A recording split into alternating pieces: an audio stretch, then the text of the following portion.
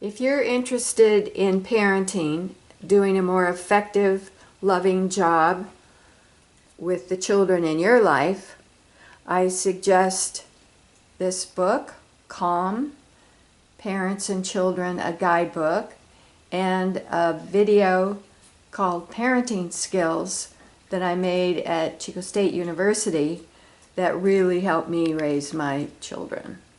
Here, let's see that video.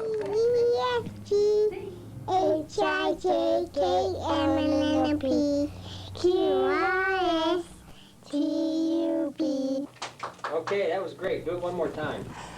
Do you see yourself becoming a parent? Have you really thought about it? The program you are about to see is about parenting. We will talk with educators, authors, and parents. We will examine issues such as changes in your relationship when children arrive, supermom, the guilt and blame syndrome, the expanding role of the father, support systems available to parents, building communication skills with children. Hello, I'm Janet Rausch, a child and adolescent psychologist.